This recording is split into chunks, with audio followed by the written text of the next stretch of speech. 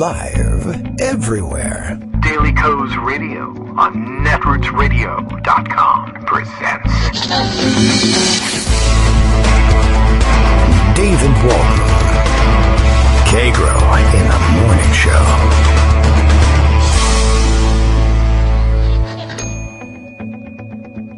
Now, here's David Waldman.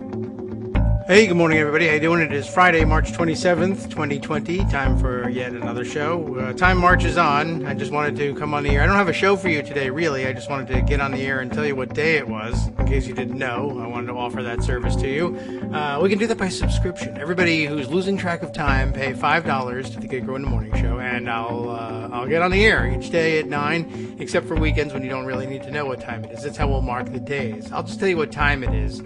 And the whole show will be a 2-hour hint about what day it is and see if you can guess. And the 1,500th caller, like we'll get that many calls, will win some sort of prize. We'll give you a mask. We'll somehow procure a mask for you and you can take it home with you.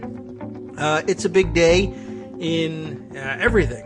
How do you like that? First of all, big milestone today. And you won't guess what it was from the news. The big milestone is that we had technical difficulties during the opening of the show.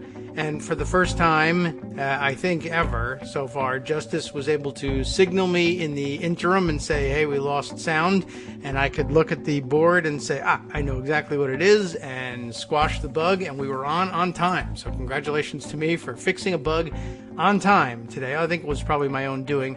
May have skipped a step in getting things ready, but I could at least see instantly from my layout, okay, I think I know what the problem is here, and we'll see if we can't hammer it out. Okay, so good. We're on. Levels are 5 by 5, as Justice tells me each day, so we're ready to go. The other big milestone, of course, today comes to us from the UK. Listeners in the UK may, of course, already know this. You may already know this, although people are getting up later these days.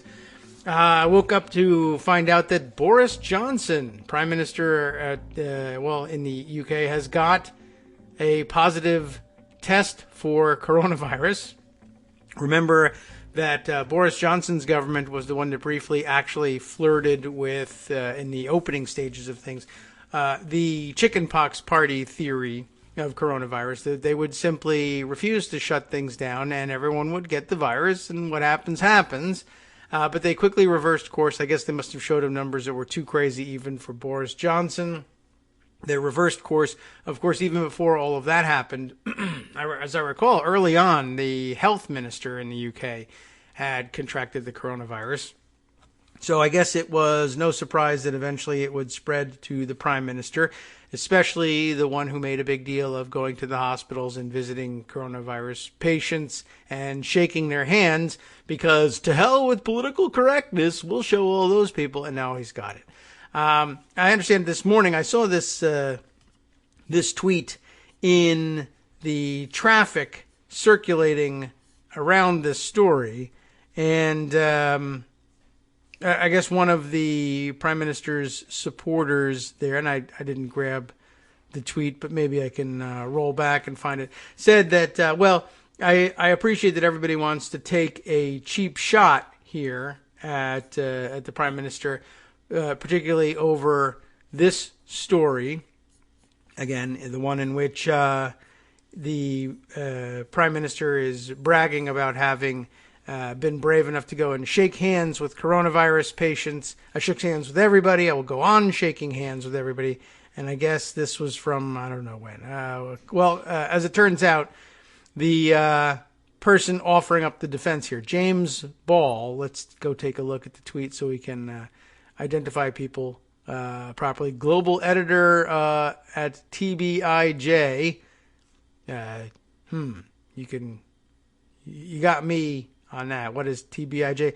The Bureau, I guess, is the TB. I don't know what the IJ is, but there you have it. Anyway, it's James Ball that said, I know a lot of people are enjoying this cheap shot, but this can't be, he says, how the PM contracted coronavirus. It is over 3 weeks ago, which is well past the reported incubation period. Well, maybe not. Of course, what's really happening here is that it's not that Boris Johnson went and shook hands in one day. It was the last part where, of course, he said, I will go on shaking hands with everybody, and I guess that he did, and now he's got it. And I'm not even 100% sure that James is correct here. I mean, what has been reported as the most probable incubation period was about 2 weeks, but I wouldn't be surprised if there were cases that stretched it out longer than that. I'm not promising you that James Ball is correct here about the 2-week incubation period. I don't know if anybody knows for sure, but maybe if some of you know the science, you can pass it on. But the bigger problem was the cavalier attitude, and it's come back to haunt him. So what can I do? He now got a tweet that hasn't aged well. Too bad. And the one circulating most widely is the Sky News tweet of March 3rd, quoting him and I guess providing video of him providing the quote, although I haven't turned my sound on for that and not likely to, and we'll just leave it at that. Okay. Other interesting developments from this morning that people are pointing to.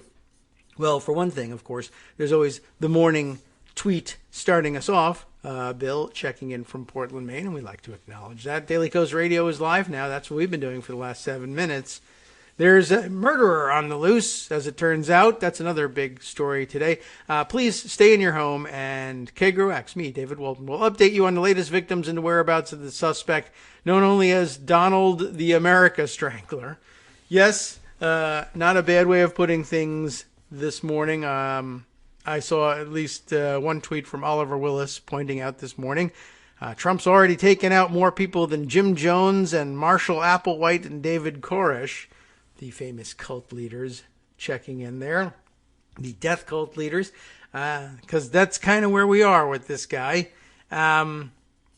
Let's see, where to go from here. I guess checking in just on things that I saw last night that people were sharing. Trump on Sean Hannity's program, phoning in yesterday to, I don't know, even, I was going to say to cast doubt on the numbers, but can Trump really be the one that casts doubt on these things? No one believes him. But he attempted to cast doubt on the requests that Governor Cuomo of New York was making with respect to the number of ventilators that he thought the healthcare institutions in the state would need in order to catch up with demand. So Trump spent his time with Hannity, I'm sure doing various and sundry things, but the thing that filtered out to me was him saying, I just doubt that they really need 30,000, 40,000 ventilators. I don't believe you need that. I think the full quote here was, I don't believe you need 40,000 or 30,000 ventilators. I don't know what the request actually was. It sounds like perhaps the request was 30,000 and that Trump initially decided to exaggerate it to make it sound worse for New York, or like the request was somehow more audacious, because apparently the conversation goes on to include Sean Hannity exclaiming that he found even the request actually extremely rude of the governor to ask, the great Donald Trump to come up with 30,000 ventilators. But I don't believe you need 30,000 or 40,000, or he did in reverse, 40,000 or 30,000 ventilators. You go to major hospitals. Sometimes they have 2 ventilators. Of course, major hospitals, everything's major to him. He keeps saying major countries. I got called from a country, the leader of a country, major country. I mean, that's the dumbest possible way of expressing yourself. But he says major hospitals, sometimes they have 2 ventilators. And I assume that for the people who live in some of the rural areas where they might have 2 ventilators, those are the major hospitals in the area. But they're not, nationally speaking, major hospitals.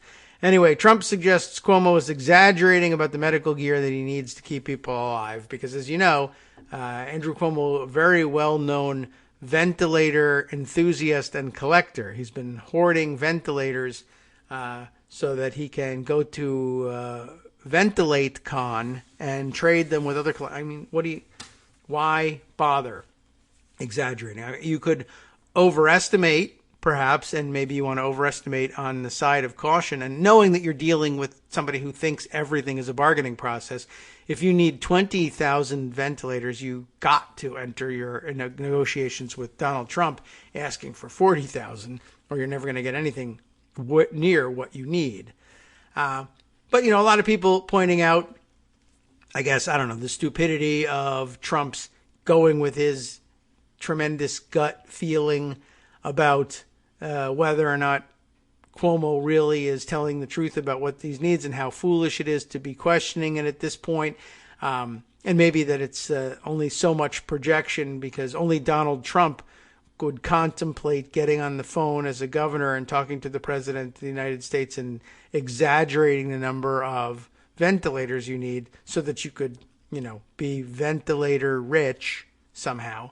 But what I see in it, basically, and I prefer this interpretation, and I prefer that you all adopt this interpretation. To me, it reads like Trump saying that there's no way that he, as an incompetent, could possibly procure 30 or 40,000, either number is out of reach for him. He can't meet the need for ventilators in New York, and he knows it. And so what he's doing here is rewording his failure as Cuomo's fault. I'm not going to give them 30,000 ventilators because I believe they're exaggerating, when the truth is I have no idea how I'm going to come up with 30,000 ventilators for you. And I don't know if any president really would know. But an honest president would say a request was made from the state, and he would give the number correctly because you can check that sort of thing. The state requested 30,000 ventilators, and I really don't know how we're going to meet that demand in the short term, or really even in the long term. That's a lot of equipment, and it's more than I think we're going to be able to procure from existing sources. I am hopeful that we might be able to ramp up production and eventually meet that demand, but, we're pretty behind the eight ball when it comes to producing ventilators in the face of the demand for 30,000. I hope that Governor Cuomo is projecting outward and saying we anticipate eventually the need for 30,000 ventilators.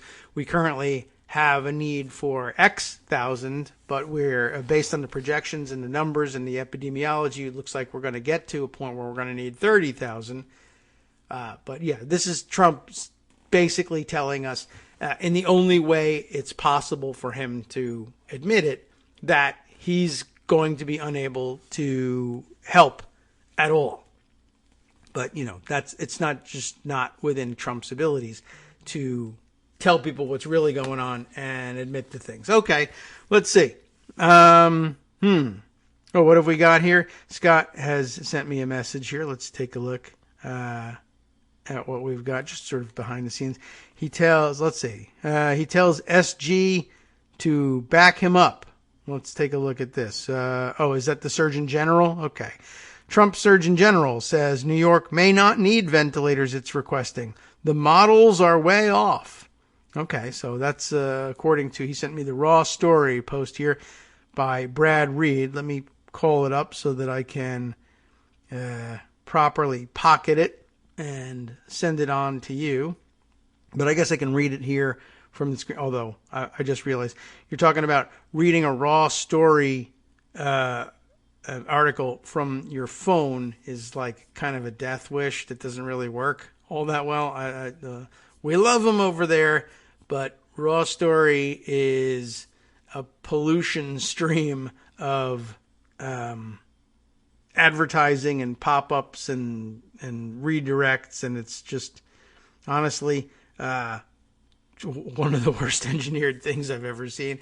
And I'm sorry to say that, but I think I've said that about 15 times, and it's to no avail. They're not going to change it for me. This is how they stay in business. But, that's the Wild West of the internet for you. Okay, let's take a look at Brad Reed's story here. Trump Surgeon General says New York may not need ventilators it's requesting. The models are way off.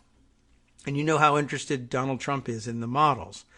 President Donald Trump's Surgeon General on Friday suggested that medical experts in New York may not know what they're talking about. Boing. when it comes to the number of ventilators they'll need to combat the coronavirus pandemic. Appearing on CBS, Surgeon General Jerome Adams, and he's so great, isn't he? Was asked about New York Governor Andrew Cuomo's request for 30,000 ventilators, which President Donald Trump said on Fox News Thursday night was an exaggeration. We heard New York Governor Andrew Cuomo ask for ventilators. He gave very specific numbers. Do you think he doesn't know what he's talking about on this issue when he's in constant contact with the top New York hospitals? Asked host Gayle King. Host of what? Where were they? CBS? Okay. I think that's a fair question. And I think that if you talk to experts, Dr. Fauci, Dr. Birx, and others, the models in many cases are way off. Now we're going to be able to ask them and see what Dr. Fauci says. That he just stepped in it there. Dr. Birx might help you out. I don't know. Anyway, that's Adams referring to the models projecting New York would need tens of thousands more ventilators. The video is included here. And, pardon me, been tweeted out by CBS this morning. Any more to the story? No, that's pretty much it. Okay. Well, duly noted.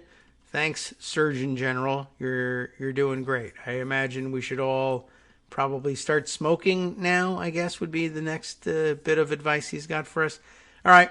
Park that one elsewhere and get back to it. Let's see. I also saw this morning... Who shared this one with me? Was it Kate Sherrill? Yes. Sending it to me and to Greg, who I'm sure is reviewing it in isolation at home, not because he's ill, but because he's smart and trying not to become ill.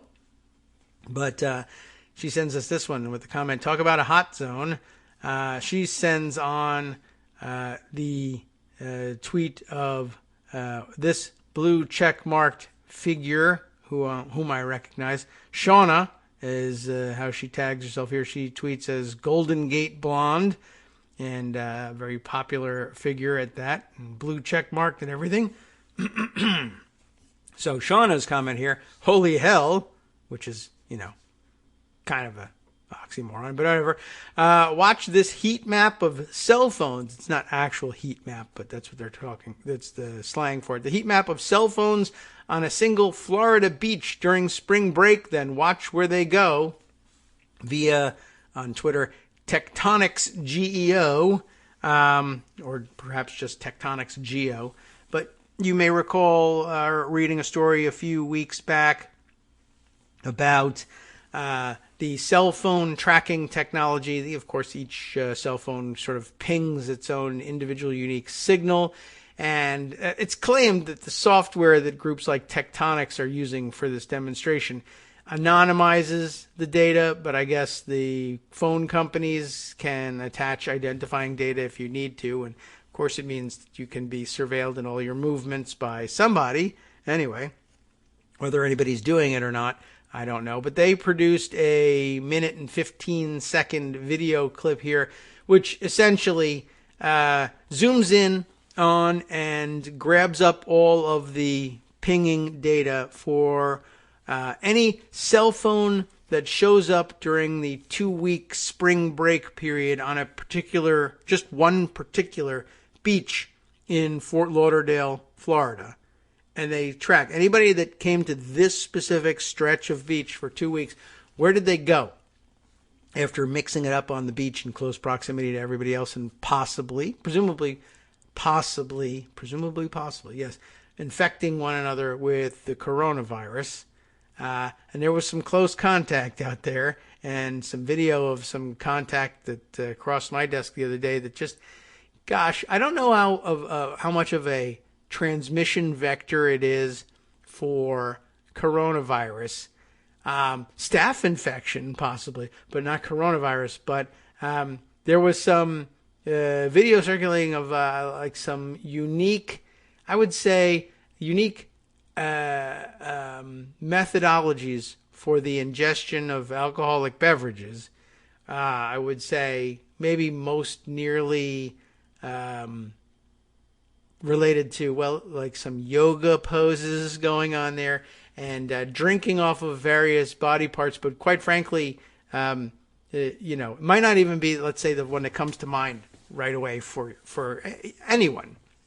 Quite honestly, there are lots of body parts from which many people would be, I would say, more willing, chiefly, to drink their beer than this one, though this is not unknown. But it does happen, and there are many enthusiasts out there. I just, to me, it's bad enough to have bad beer. Really making it worse by drinking it off of other people's body parts, quite honestly. But anyway, like I said, I don't know if it's a big coronavirus vector, but then again, the kids who are licking toilets apparently are coming down with coronavirus too, and I really wouldn't have guessed that coronavirus was their top problem. Anyway, this tracks all their cell phones. That's the real point of this discussion. And as you might well have guessed, they went on to drag the virus, if they've got it home with them, all over mostly the eastern United States, though a few did go to farther flung points out in the western half of the country, but very heavy population, of course, throughout the southeast, where Fort Lauderdale is the spring break destination. And of course, it's that same southeastern section of the country that now, in their anti-PC backlash, feels that it's where they're most likely to take the cues of Trump's hints that things don't really need to remain shut down. I understand the governor of Alabama spent some time the other day insisting that Alabama is not like New Orleans and some of these other hot spots, even like Atlanta over in our neighbor Georgia. We can open, and we're open for business, and yeehaw, basically, was the battle cry. And I guess they think they're saving the country, although, quite honestly, reopening, we love our Alabama friends, I'm sure, but reopening Alabama, I don't think is really going to, kickstart the economy the way they were kind of hoping. It might do great things for Alabama briefly, but talk to Boris Johnson about that. Okay. Lots of things going on. Good luck to everybody. And you should take a look at the information that they've compiled there. I've got to stop here for a second. Wolfram checking in from down in Brazil. Did you all know that? It doesn't always make it entirely obvious that he's living in Brazil, but William Wolfram, in fact, does live there and has sent this out. And of course, it's in Portuguese, and I can't translate it entirely. And do I have to look at this? How come I can't? Where's the translate this tweet button? Does this not exist on this one? That's too bad. But you can make out a bit of it here. Let's see. I can't tell, but I see that the name of Bolsonaro is prominent there. Oh, here's the translate tweet thing here. Let's see. Okay. So that's actually sort of a big political defeat that they're talking about for Bolsonaro. Let's see. It says liar. That I was able to make out in the big print here. The battle for this aid was that of those who defend isolation as a right. Okay. So Bolsonaro, I guess, trying to reopen the government. Yesterday, the government was defeated in the plenary, and now it tries to convince people to return to the streets, putting the whole country at risk of contamination. You're a tragedy. Shameless, says the correspondent that Wolfram passes on to us from down there in Brazil. I guess they're also talking about an aid package there to people who are out of work for the time being. And I don't know whether it was meant to be adequate to keep them at home or whether it was meant to be inadequate and therefore drive them out of their homes and back to work. But I still maintain we'll eventually find out that Bolsonaro was in fact positive and had been lying about many things, including his diagnosis. All right, let's see. We'll catch up on a few other interesting items. Oh, here's one too. Let's see. I think it was yesterday, but I mentioned to you, well, I see now it's coming out this morning here. But I should let you all know that Justice, who is behind the controls every morning and makes sure that we successfully make it onto the air, birthday, big birthday coming up, or past. I think he was mentioning to me after I said that my stepmom's birthday was yesterday that his is too. As it turns out, by the way, it was Speaker Pelosi's birthday yesterday as well. I don't know if you had any big plans for that, but you've missed your chance. But Justice, you tweeted it out, right? It's public knowledge now. We could say 65th birthday. That is a big one. So happy birthday to you. I think it was yesterday. He's just commenting about how he wanted to treat himself to some of his favorite sushi, but, the places are closed. So too bad. And sorry to hear that, but happy birthday, and everybody can say it. Happy birthday to Justice. And I just happened to see Bill passing on his best wishes as well, so you can all do the same. All right, around the world, Boris Johnson wishing a happy birthday to Justice Putnam as well. So you can join in the fun from any corner of the universe here. Let's see, what else have we got here? So we got our Boris Johnson story. Here's a good one. Let's share this one. Just before heading into the break. At least I'll give you the lowdown on it because the music's going to start soon. New York Times happened to dig this one up. Guess what? Someone read the bill and, as you might have guessed, inserted somewhere in the gigantic hundreds and hundreds of pages or whatever it is for the coronavirus relief plans, there was quietly inserted money for Donald Trump, basically. I think you probably could have guessed that. Bonanza for rich real estate investors tucked into stimulus package. And, probably not even a good idea to refer to it as a stimulus package. It's supposed to be so much more than that. But okay.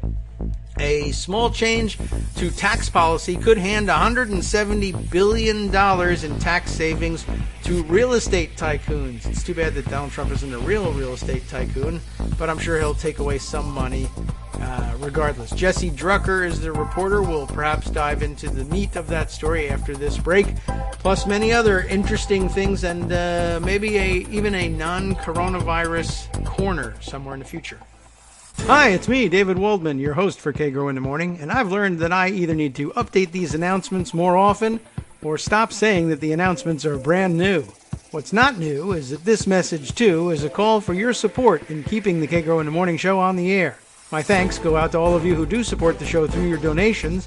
The stats say that Kagro in the Morning fans download our program about 2,000 times each weekday, but our donors make up only about 8% of our daily listeners. Patreon.com, Patreon.com, makes it simple to make easy, secure, recurring monthly contributions to support our show. Patreon.com/KagroX gets you straight to our donation page.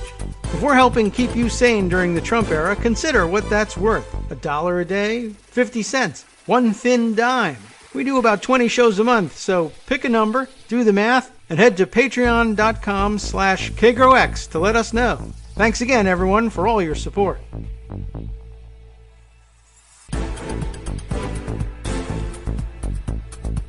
Welcome back now to the Kagro in the Morning Show here on Roots Radio. Let's dive into Jesse Drucker's piece from yesterday's New York Times. Bonanza for rich real estate investors tucked into stimulus package. Just to reassure you that all the money is going right where it needs to be, highly targeted. The federal government's planned $2 trillion economic rescue package, and that's a better name for it than stimulus, includes financial aid for individuals, and industries that are struggling to survive the coronavirus pandemic. It also includes a potential bonanza for America's richest real estate investors, or the people who'd like to think that they are those anyway.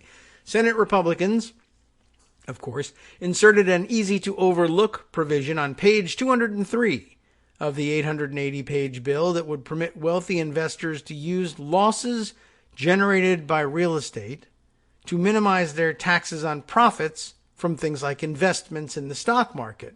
So if, for instance, you got inside information, as Kelly Loeffler did, and sold stock in loser companies or companies that you thought would lose a considerable portion of their value in the stock market, but bought into some of the few companies that perhaps looked to get a boost from our coronavirus isolation, like Citrix, the telework software company, and you gained you made a lot of money off of that, but you didn't want to pay any taxes on it, you could claim losses from real estate, and that will become that much easier to do. Particularly, of course, let's say you're a landlord and your tenants stop paying rent. You could claim those losses perhaps, but it gets even easier than that. It's really, as I understood from a light skim of it yesterday, quite insidious. Let's take a look. So, as they said, they would permit wealthy investors to use losses generated by real estate to minimize their taxes on profits from things like investments in the stock market. The estimated cost of the changes over 10 years is $170 billion. And that's what we really need to do, is lose revenue right now. Under the existing tax code, when real estate investors generate losses from gradually writing down the value of their properties, a process known as depreciation, and which, by the way, is already a tax break for them, right? You should keep that in mind. So you're gradually writing down the value of your property, which means you're taxed less on it, which means you're saving money on your taxes as it is. They can use some of those losses, that is the declared depreciation of their holdings, they can use some of those losses to offset other taxes. It's not even a real loss necessarily. You just say, I'm devaluing my real estate portfolio, and in so doing, you can use that, you can deduct that off of other taxes owed. The result is that people can enjoy big tax breaks stemming from only on paper losses, even if they enjoy big cash on profits or big cash profits in the real world. But the use of those losses was limited by the 2017 tax cut package. Remember the gigantic tax cut for millionaires and billionaires? Or if you were listening to Bernie Sanders when you heard about it, millionaires and billionaires. I just want to make sure every dialect can understand what's going on here. Those losses were limited, or the use of those losses limited by the last big tax cut. The losses could only be used to shelter the first, and I know this is a big tragedy for a lot of you, you could only shelter the first $500,000 of a married couple's non-business income, right? So that sucked, didn't it? Such as capital gains from investments, anyway. Any leftover losses got rolled over into future years. So it's not like you missed out on them. You just would stretch it out forever, so you'd never have to pay taxes on that first $500,000 of non-business income for you and your spouse. The new stimulus bill lifts that restriction for 3 years. Hooray! This year, and 2 retroactive years, because that's going to do an awful lot, in recovering from the virus. Let's give more people more money from last year and the year before. I mean, money's money, I guess, but it only helps bolster the economy if you're one of those people that still believes that giving rich people more money means that they'll create jobs with it, which, we've been over this. And yesterday and the day before, there were some great examples reminding people of why this is not why this is such a foolish assumption. And in fact, yesterday's example was the enormous job losses that were announced. What was it? Nearly 3.3 million new first-time claimants for unemployment insurance, shattering all records, of course. But the reaction of the market to the news yesterday was a big up day. The Dow rose, and lots of stocks were gainers, even in the shadow of this news that 10 times more people than has ever been the case filed for unemployment benefits last week. The usual big gut punch of a surge in first-time applications for unemployment benefits is, 200,000 to 300,000 people in a week. And this was 3 million plus. So factor of 10. So anyway, what was Wall Street's reaction to this news? Huge up day. And I saw a lot of analysts and reporters scratching their heads. How could it be? I just don't understand investors, I guess. How could it be that a huge surge in unemployment, a leading indicator of troubled economic times, leads to a surge in stock prices? And the answer is, we've discussed it before on the show, investors hate jobs. They're not job creators. They're job killers. It's their best bet is to cut payroll as much as possible. You cut payroll to the minimum number of people that you have to pay in having people double up on their duties to the company. But there's no reason to believe investors create jobs, and there's no reason to believe that investors love payroll. So the news that 3 million less workers would be draining money away from their dividends or returns on investment, however they take them, is fantastic news. The stocks are worth that much more. There's more money to extract now from the owner. The ownership can extract more money from the company now than they could before because they were responsible for paying a whole bunch of losers who don't do anything, all right, from their view. And now they can. So there you go.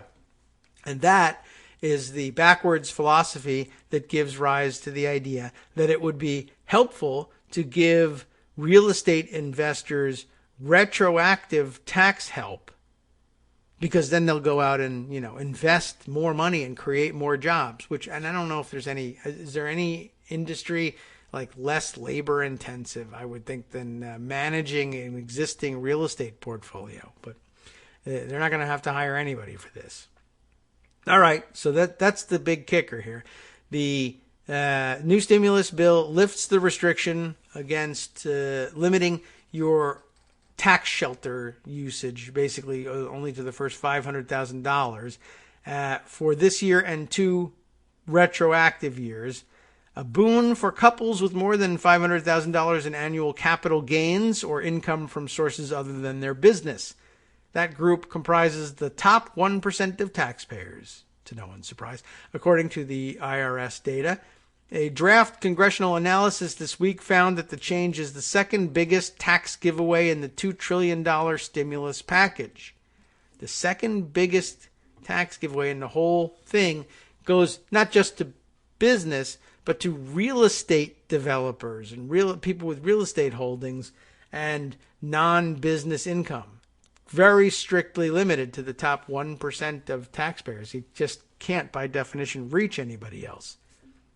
I mean, this is only for people who have $500,000 or more, rather, than $500,000 in income that doesn't come from their business or their regular paycheck. Okay. That cost analysis also includes the impact of some smaller technical changes to the law. Other industries like oil and gas and commodities trading also stand to benefit from the change. It's a pretty big deal, said Peter Buell, maybe Buell, I don't know, there's no R in there though, Buell, who runs tax services for the real estate practice of the accounting firm Marcum. Is that one of the ones that Trump uses? I can't remember. A separate provision in the stimulus bill, which removes restrictions on losses that people can carry over from previous years, would make the tax break even more lucrative. That's so great. A spokesman for the Real Estate Roundtable, a lobbying group, played down the importance of the provision. He said that under the 2017 law, some real estate developers simply spread their losses over multiple years, potentially avoiding the $500,000 ceiling. Among the possible beneficiaries of the change are real estate investors in President Trump's inner circle. Can you believe it?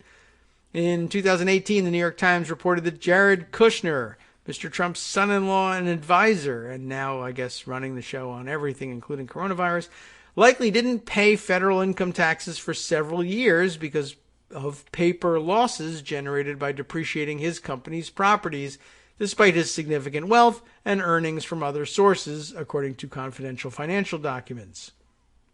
Mr. Trump also reported significant losses on his tax return. Portions of the 1995 tax return that got published by the New York Times, some years ago, I think at this point, right, showed nearly $916 million in losses, which could have permitted him to avoid paying any federal income taxes for almost 2 decades. The 2017 law restricted both men's abilities to reap tax savings through only on paper losses, but now, with those limits likely to be lifted, Trump and Kushner, as well as many other wealthy real estate developers, even though Trump isn't one, have the potential to score big tax savings. The Senate unanimously approved the $2 trillion aid package late Wednesday night. The House is expected to vote on the measure on Friday to deal with the economic damage wrought by the coronavirus pandemic. It would be the largest fiscal stimulus package in modern American history. It would then be sent to Mr. Trump for his signature, and I wonder if he'll sign it. I mean, who knows? Maybe he'll surprise us. Anyway, I thought that was of some interest and might be something you would want to discuss with your pets or the walls this weekend while you remain in isolation. It's always good to have something to tell the wall. Let's see. Some development in Trump's threats against, who was thinking of airing this? I guess was it an independent expenditure ad that was being proposed? The last couple of days, I guess, with lots of people with lots of time on their hands, has resulted in a lot of the circulation of a lot of ads on the internet, I guess, that are proposed for airing on television later on, targeting Trump and among many things over his dithering on the coronavirus issue. And this story from Bloomberg is an update to the story that broke the other day that the Trump campaign was considering suing television stations to try to prevent them from airing the, I guess in their view, erroneous but too pointed ad. And it was not clear that they had any basis on which they could actually prevail in court, but they just love to bluster and say they're going to sue people and see if they can scare them into doing their bidding. But I guess they felt they got hit too hard by it, and they were going to sue to prevent the airing of the ad. So I guess they're taking things another step further here. Todd Shields is the lead writer on the Bloomberg story here. The Trump re-election campaign told TV stations, and this is a real problem with him occupying the office of the presidency, told TV stations not only that they were going to sue them, but that they could lose their operating licenses for airing an ad criticizing the president's actions in the coronavirus crisis, a challenge that may be, just like everything else, more bluster than actual threat. But how do you like that for an escalation? Well, our guy is the president, and the president can make things happen somehow in the federal government. I don't know if this is something he can actually do or not, and I don't know whether the fact that it's probably not something that he can do as a matter of law is going to stand in the way of his actually trying to do it, or whether this is just more bluster again. But that's what he's threatening. President Donald Trump's campaign, in a letter on Wednesday, told stations in 5 battleground states to stop showing the ad. I guess it's actually on the air, from Priorities USA, a political action committee that supports, you'll never guess, Democratic candidate Joe Biden. Anyway, failure to remove the ad, they say, quote, could put your station's license in jeopardy, unquote, before the Federal Communications Commission, the campaign said in the letter. How do you like that? The campaign is invoking the gears of the federal government on this one. Little kind of a weird, uncomfortable crossover. Your station has an obligation to cease and desist from airing it immediately to comply with FCC licensing requirements. Trump has an antagonistic relation with much of the media, they note for us helpfully, which he accuses of issuing what he calls fake news. But the president has been accused by some news outlets of making misleading statements and telling lies, including regarding the coronavirus. Trump has threatened retaliation before, including musing about challenging NBC's license in a 2017 tweet, even though licenses are generally held by stations, not networks. But go figure, he doesn't know that. I didn't know it either. But he's got more mechanisms for finding things like that out easily. Presidents, of course, do appoint members to the FCC. The agency is led by Ajit Pai, the Republican designated as chairman by Trump. Another member of the FCC's Republican majority awaits Senate confirmation for a third term at the agency.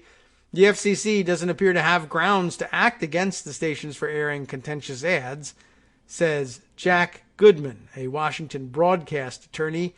The ad is core political speech protected by the First Amendment's guarantees of free speech, Goodman said. This is the sort of letter that stations get in political years day in and day out, Goodman said. It's intended to intimidate. A license revocation would not be likely under any scenario, said Andrew J. Schwartzman.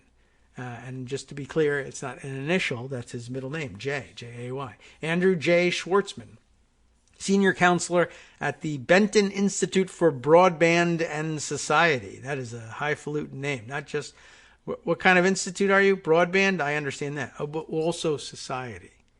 But really, the interaction, I'm sure, of broadband and society. But maybe they just, we used to be the Institute for Society, and then we added broadband to try to get with the times. I don't know.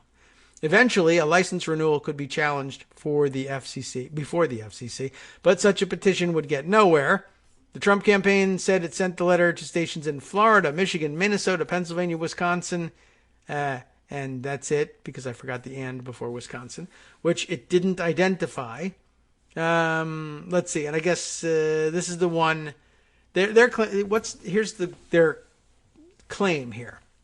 The ad shows U.S. coronavirus cases growing on a graph, superimposed over art cards of statements that Trump has made over time, and so basically showing the timeline of Trump denying that coronavirus is a serious threat and calling it a hoax, etc., while cases then take off and skyrocket. So the ad shows U.S. cases of coronavirus growing from January 20th to March 22nd, and now, of course, they've exploded.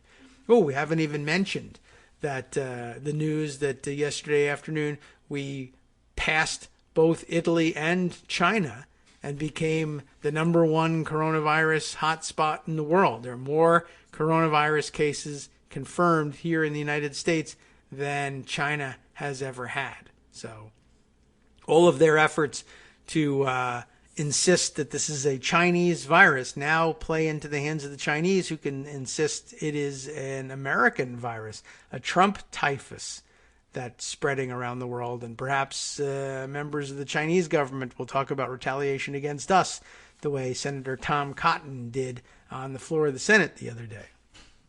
So congratulations, America first. America is in first place in coronavirus cases around the world. We'll check in on that perhaps later in the show.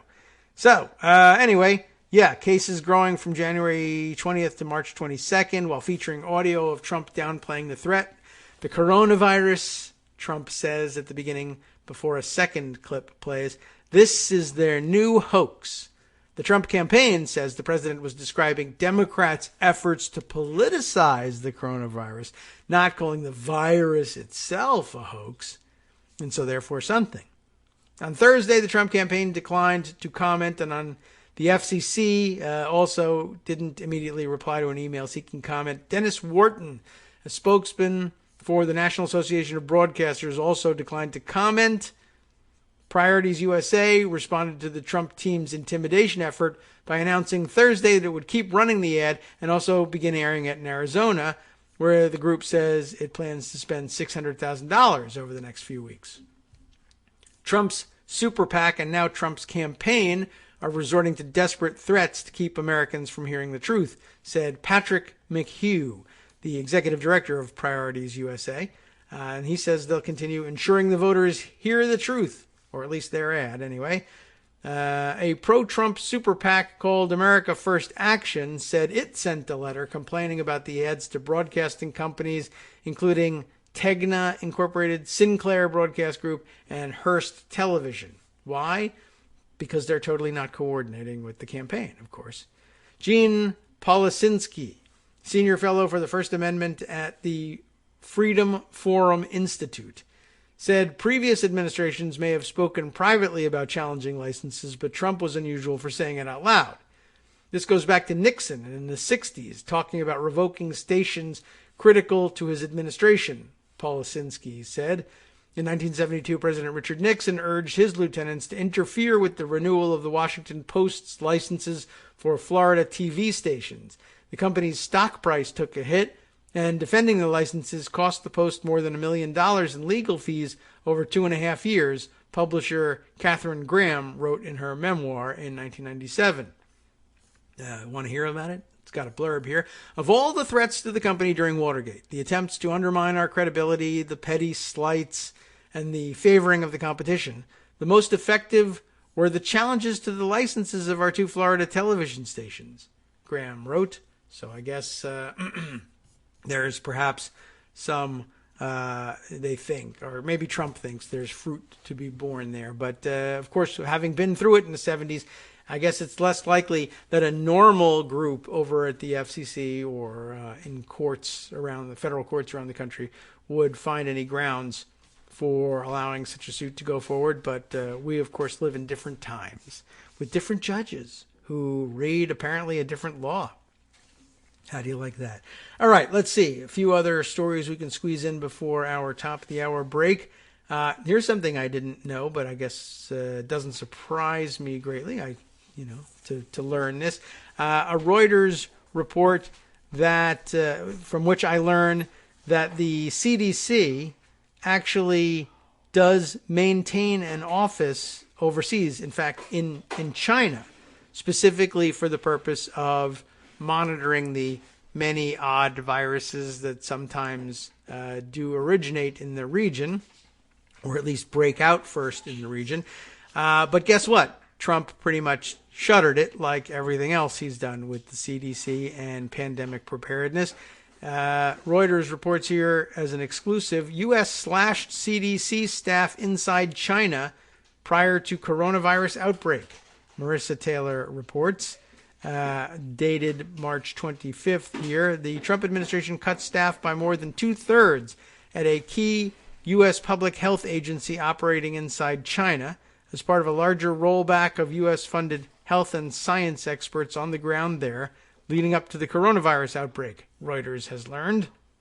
So along with throwing out the playbook that was left behind for them by the Obama administration, they also said, fire everybody who wrote the playbook so that we can never find out what it says. And why not fire 2/3 of the staff of the CDC monitoring events in China to give us early warning should any threat of global pandemic break out there. And I am sure that they're also monitoring the situation in other regions around the world as well. Most of the reductions were made at the Beijing office of the U.S. Centers for Disease Control and Prevention, or CDC, and occurred over the past 2 years, according to public CDC documents viewed by Reuters and interviews with 4 people familiar with the drawdown. I wonder if they're the same 4 that knew about the playbook. The Atlanta-based CDC, America's preeminent disease-fighting agency, how do you like that? It's a nice designation, provides public health assistance to nations around the world and works with them to help stop outbreaks of contagious diseases from spreading globally. It has worked in China for 30 years.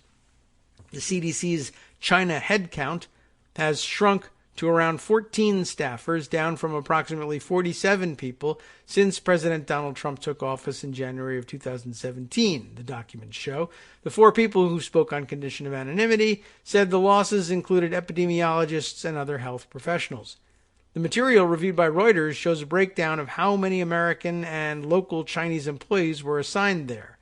The documents are the CDC's own descriptions of its headcount, which it posts online.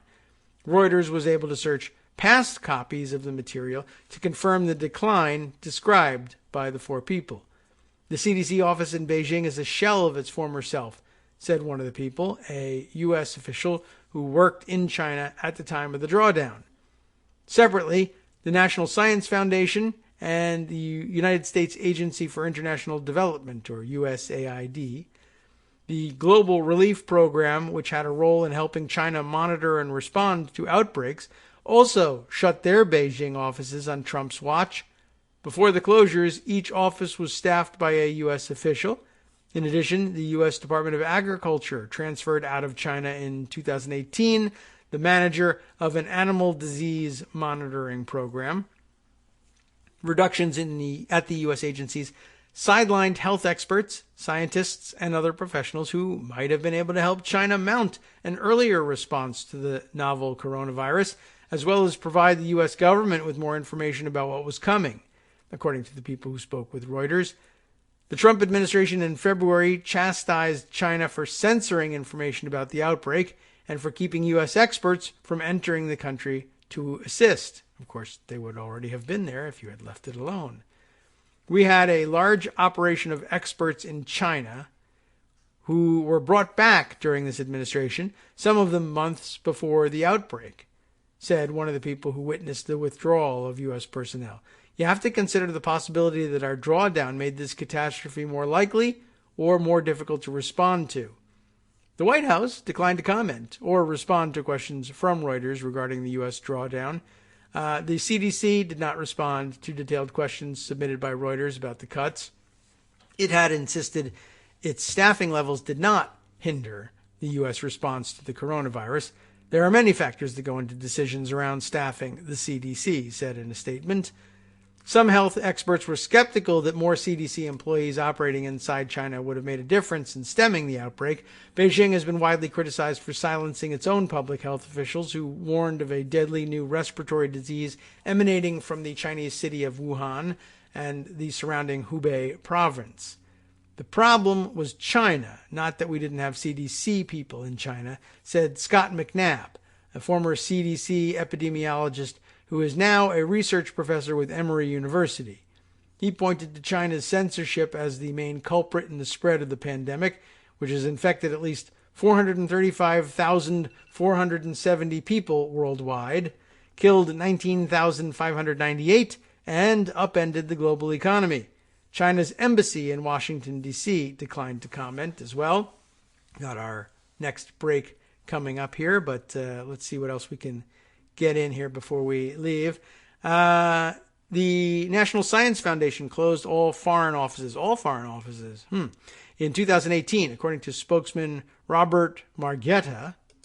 He said the agency planned on sending teams on short-term expeditions around the world to find ways to increase international collaborations, but I guess that's not happening now. The USAID spokesman said the decision to shutter its Beijing office was due to significantly decreased access to Chinese government officials, as well as the agency's position that the Chinese model of development is not aligned with U.S. values and interests.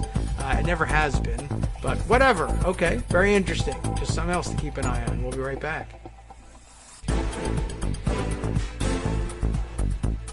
Welcome back now to the Kagro in the Morning Show here on Netroots Radio. I'm going to wind up or suspend with our reading of the article. There's much more to it. I invite you to read it and discuss it again with your pets and walls over the weekend, or the portraits hanging on the walls, depending on how you like to do things. I think the return on investment in the time spent on reading the rest is not as high for the remainder of the story as it was for the story up at the top. Okay, I did mention to you that we would check in on our status among the various countries around the world vying for coronavirus leadership. The United States now occupying the top spot. Yesterday, we remained for most of the day behind China and Italy. And I just saw us creeping closer and closer, according to the information at Worldometer. You'll find it at worldometers.info/coronavirus if you're looking for the coronavirus information. And I wonder what else they meter. I don't know. But USA now sitting solidly in the lead, and the lead that continues to grow. China continues to add very few new cases. They're on the downslope. Italy continues to add, but they haven't got the population to keep up with us. So that's where it now stands. During most of the day yesterday, China sat at just over 81,000 cases of coronavirus. Italy at just under, and then later just above 80,000 cases. And the U.S. for most of the day in the 70,000s, followed relatively closely by Spain in the 60,000s, Germany in the 40,000s, Iran now left in the dust in the 30,000s. But the situation changed, and I guess with the increased availability of some tests, anyway, we just blew past Italy and China by about 4 or 5 o'clock in the afternoon and have kept going. Now, China remains in the 81,000 area here, if you can trust their numbers. Italy just over 80,000. USA now pulling away at well over 85,000 cases and growing. 85,762 at the moment, according to the Worldometer. So, you can keep checking in as the day goes on. And of course, it's all over the world, and it's really rather interesting taking a look at the list of where it's shown up and trying to guess what else is out there in terms of what's not showing up. Some of the smallest countries in the world still show up on the chart here. By the way, the Diamond Princess cruise ship also shows up here as a concentration, not assigned to any particular country, and it's bigger than several. They have more cases on the Diamond Princess than they do in several countries around the world, and I mean a lot. 712 credited to the Diamond Princess, and still ranking below that, Singapore, Panama, Slovenia, Argentina, Mexico, Peru, Estonia, Croatia, it goes on. Qatar, Hong Kong, Egypt, Colombia. Remember, Egypt was one of the early hotspots that people were coming back from a cruise to Egypt. So, that's quite a lot of countries. It goes on and on. There's lots more to go. Diamond Princess, a sizable country when it comes to coronavirus infections. Let's see, a couple other stories I wanted to share with you, including this sort of interesting one. Might be something you want to keep an eye on. John Swain, who's a reporter for the Washington Post, tweeted this around. I guess it's a 2-tweet thread, but it grows out of this story here. John's first tweet in this subject: Trump keeps touting an unproven coronavirus treatment. It's now being tested on thousands in New York. And this is the delivery methodology that doesn't include drinking your fish tank. But I think this is the same drug that they're talking about that led people to, for whatever reason, believe that because the same substance was in their fish tank cleaning chemicals that they should drink those, which is just not really the case at all, but whatever. Okay, so the actual article here is entitled "Trump Keeps Touting an Unproven Coronavirus Treatment. It's Now Being Tested on Thousands in New York." A subheader here: "The push in the U.S. pandemic epicenter follows the president's declaration that he, quote, feels good."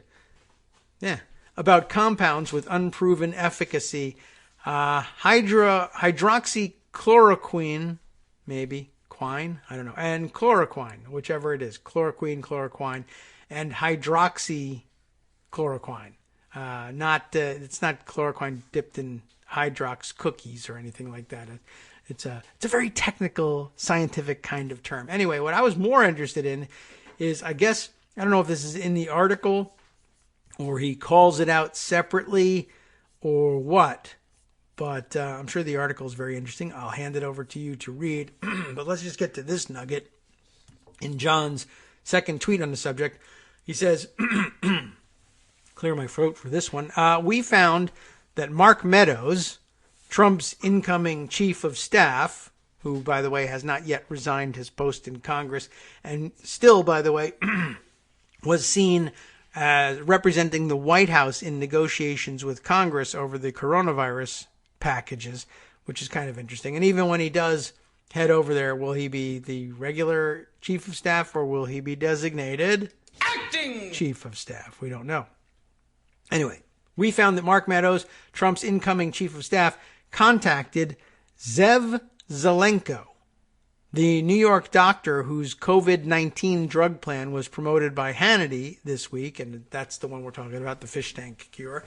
Meadows told Zelenko his plan was being evaluated. Okay, so far so good. You'll find that, no doubt, in the article here.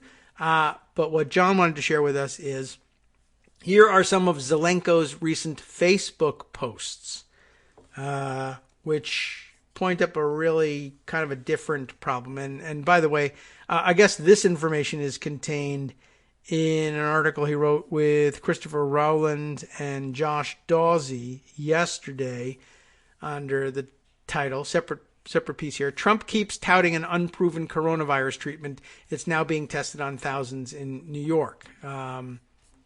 So different headline. Is it a different piece? No. Oh, okay. Look at that. I just opened it. Well, I can't tell whether I have opened the same piece twice and read. Did I read? Was that not the same headline or not? Because now I've got two open and they do appear to have the same headline. But I don't know. I feel like, was that the headline before? Trump keeps touting an unproven coronavirus. I feel like they upped the ante on the headline there. I'll have to listen to the tape along with those of you listening live to find out exactly what happened there. Anyway, the real point is some of Zelenko's recent Facebook posts are pretty interesting. And there are 4 screenshots here. One is, and this is kind of, here's what you really need to know about Zev Zelenko. And by the way, his picture, I don't know, kind of an oddball, this guy. Anyway, he's posting memes about coronavirus, including one that has a picture that doesn't make any sense whatsoever, but the text is, it's not a pandemic, it's a dem panic. Get it? Democrats are panicking about this thing. Hi-yo. The second one is a close-up of, or a picture of what I guess is purported to be some sort of maybe electron microscope pictures of some kind of coronavirus. It doesn't look like this novel coronavirus, but who cares? It works for the purposes here. The background is all these viruses. And then down in the corner is Hillary Clinton, so you know how this one is going. And it says, the fastest way to kill the coronavirus is to convince Hillary Clinton it plans to testify against her. Ha-hi-yo. Get it? She murders people. Meanwhile, of course, Trump is killing thousands in the United States. But hey, whatever. One time she used some email in a funny way. The next one is things more likely to kill you than the coronavirus, even as people are dying. One is a shark. The other is a sign that says, beware of falling coconuts. The next is lightning. And the fourth is Hillary Clinton. Ha-ha. He sounds like a really good doctor. And then, finally, the real virus threatening America, superimposed over a photo from the impeachment proceedings, I would assume, or something to that effect. Anyway, featuring Adam Schiff at the microphone, Jerry Nadler also in the picture. I see, let's see, who else do I recognize? Elliot Engel. Is that Maxine Waters there? And Carolyn Maloney and Nancy Pelosi. But it's a bunch of Democrats talking at a podium. The real virus threatening America. So surely his political leanings not at all influencing his quote-unquote scientific findings. Hey, I hope people can get better by chugging their fish tanks, but apparently it hasn't done much for anybody just yet. Although Sean Hannity won't stop saying that it totally works. So, whatever. Okay, just wanted to share that with you. I thought that was a good find by John Swain. And something else I'll share with you here, too, from Josh Marshall, of course, at Talking Points Memo, in his editor's blog. I thought this was an interesting starting point for some discussion. This, he says, is very important news from Italy. Please read. And that's what I'll do. And then I'll comment. He says he doesn't say anything about commenting. I'm sure he would tell me to please not comment, but too bad. My show. Ready? In a time of uncertainty and fear, I'm reluctant to pass on startling information. Sounds like a newsletter. Based on first pass looks at statistics. But this seems sufficiently compelling and concrete to merit our attention. Here is an article from the Italian daily. It's in Italian. What do you know? Corriere della Sera. Maybe I got that right. It's written by the mayor of Nembro. No idea if I've pronounced that correctly, but not a lot of letters, so whatever. It's a town in the northern hot zone. He's also a healthcare entrepreneur. Oh, I'm sorry. There are two people here. I thought that perhaps the mayor was also a healthcare entrepreneur, but no, two separate people. Written by the mayor of Nembro and a healthcare entrepreneur, both of whom are physicists. So they do share something in common. There's that, physicists. Here are the relevant statistics. Nembro, a province of Bergamo, which I learned to pronounce actually the other day, talking to my dad about these. I knew a family it was their last name, and it was Bergamo is how we always said it. But apparently it's Bergamo.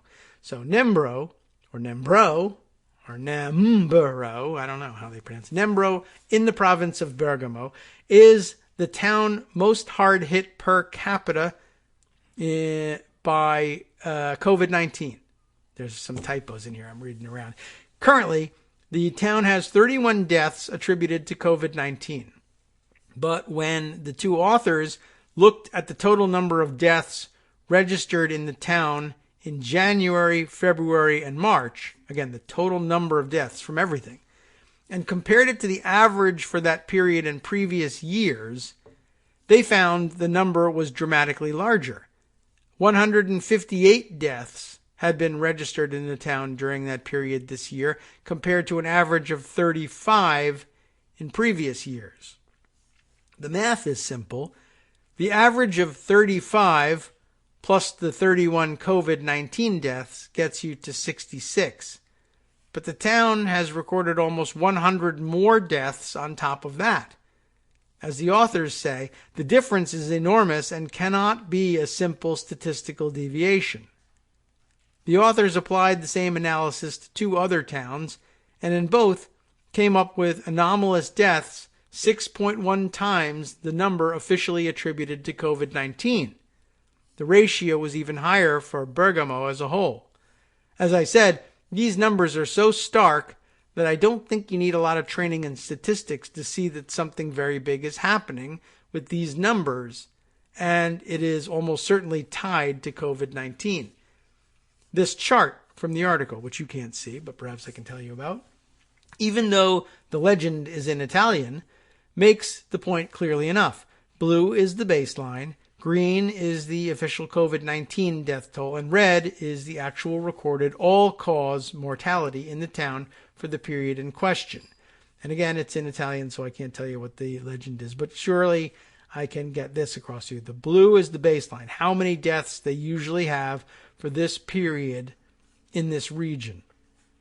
And, it's a relatively steady-ish line. I mean, the scale is small enough that you can definitely see bumps and peaks and valleys, but it hovers between, what are we looking at? I guess in the number of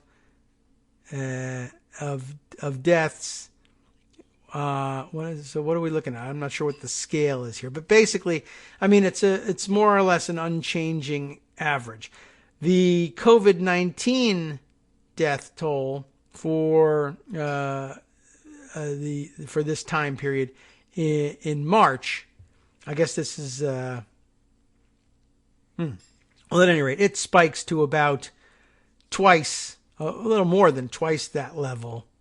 Oh, I guess actually a little more than 3 times that level that they normally see. And then the red line, which is the all cases mortality, is something in the order of, well, let's see, I'm looking at this scale here, which runs up the side, 1, 2, 3, 4, 5, 6, 7, 8, 9. I don't know what the scale is. It's not labeled here, but normally the deaths are in the between 0 and 1 portion of this graph. The coronavirus deaths alone take it to almost to the 2 line. So from 1/2 up to 2. And the red line, all mortalities, hits a peak at the line for 8. So we're talking about 4 times just the coronavirus deaths, and I guess 16 times the normal numbers that they often see. The authors go on to speculate or argue that the answer is something like universal infection from COVID-19, which is not the direction I would have thought to go on this one. To me, what it said was, well, you're swamping your hospitals with COVID-19 patients, and then other, what they now call, they always called it this, but what we now refer to as comorbidities were just other underlying conditions which didn't have the morbidity rate. They were usually, relatively treatable, and you could send people back home but only if hospital beds and doctors and the right treatments and medications were available. And now, swamped as they are with coronavirus, they're unable to treat everything else. And so things that would not have led to death now do. But this is their other interpretation, which is also equally interesting. As I said, the authors go on to speculate or argue that the answer is something like universal infection from COVID-19. They note that if all citizens of the town had been infected, 158 deaths would be equal to 1% mortality, which is close to the ballpark estimate most epidemiologists are working with. That is, in raw numbers, 11,500 residents and 123 fatalities, when you subtract the average 35 deaths from the recorded number of 158. This strikes me as considerably more speculative interpretation. Certainly, there are more actual than confirmed infections in every area affected by COVID-19. So this must be part of the explanation. But it also seems possible to me that some significant part of this is people dying from other ailments they might have survived because of the degraded standard of care amidst the pandemic. That's what I think, right? Just to illustrate the point, if you showed up today in a New York emergency room after suffering a heart attack, it seems quite likely you wouldn't receive the same level of care you would have under ordinary circumstances. That's not a criticism of anyone. That just seems like reality. You have extremely stressed and overworked healthcare workers dealing with numerous critical patients at once. On top of all that, there's probably additional complexity added by keeping you away from contagious COVID-19 patients. Plus the number of times doctors and nurses have to wash their hands before they even get to you. I would add, but okay. It's quite possible the dynamics of the epidemic are different in Italy than in other countries. The authors quite reasonably speculate that most of these additional fatalities are largely elderly or frail people who died at home or in residential facilities without being hospitalized and without being swabbed to verify that they have actually become infected with COVID-19. Italy does have a relatively large elderly population. Perhaps limited testing is holding down the number of deaths ascribed to COVID-19. But again, the numbers are so stark that it at least makes sense to start running this sort of analysis in other regions and jurisdictions. By the way, rife with typos in here. It's really difficult to read this and correct them on the fly. The relevant point here is that I don't think we need to assume this universal or near universal contagion theory. What seems clear is the death toll tied to the COVID-19 epidemic, whether clinically caused by the larger epidemic, is dramatically higher than the official numbers. These numbers seem so dramatic to me, I'm surprised I haven't seen them elsewhere yet. And I've redoubled my efforts to make sure there's something, not something I'm missing, or some broken link in the chain of reliability. But Corriere is one of Italy's top dailies. It's as solid as newspaper journalism gets in Italy. You can see the original Italian version in these links and the English translation that he provides here. The numbers, as described, really don't leave a lot of room for interpretation. The only question would be if they are somehow wrong or fabricated. But given the reputation of the publication, I don't think that's at all likely. So that takes us back to what we've been discussing on the show here and what I've been discussing on Twitter. And what, if I really cared to spend the time with coronavirus skeptics around this country to explain to them, I would point out, there are people who say, I'm not afraid of the coronavirus. Oh, it's just like getting a bad cold or whatever. And, that's a stupid thing to say all by itself. Or I don't think it's real, or it's not a hoax, or the morbidity rate is only whatever, so we should let everybody get it. And so what if we lose 2.5% of the population? The first line argument there being, that's a lot of people. And who's going to step up to volunteer for that? Nobody. And you're sentencing a lot of people to death needlessly. But I would also want to point out to them, it may all be true. You may be healthy enough to survive the coronavirus. It may not manifest itself in the most serious way with you or with anybody you know. Maybe you'll luck out that way.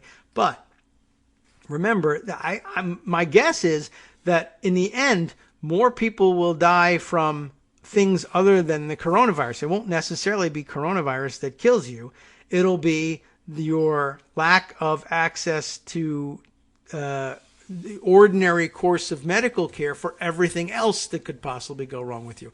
We keep seeing people point out, oh, well, more people die in car crashes than die of coronavirus. Are we going to ban cars? We're so familiar with that over the gun argument. But, again, as we've said before, if you get in a car accident that doesn't kill you immediately on the spot, chances are pretty good that if they can get to you quickly and get you to a trauma center quickly, they can save your life. But if they can't get to you quickly and can't do all the miracle life-saving work that they ordinarily are able to do and can't get you to a trauma center because of the coronavirus load, then you do die from an accident that you would have survived otherwise, or from any other accident, something at work, or falling down the stairs, or breaking a bone, or whatever. Things that we don't usually think of as fatal may become fatal if the healthcare system is swamped, and many, many more people will die from that than ever die from coronavirus. But eventually you'll find the Trumpsters pointing to the coronavirus numbers and saying, see, you said millions of people would die and only hundreds of thousands of people died, or whatever the situation ends up being.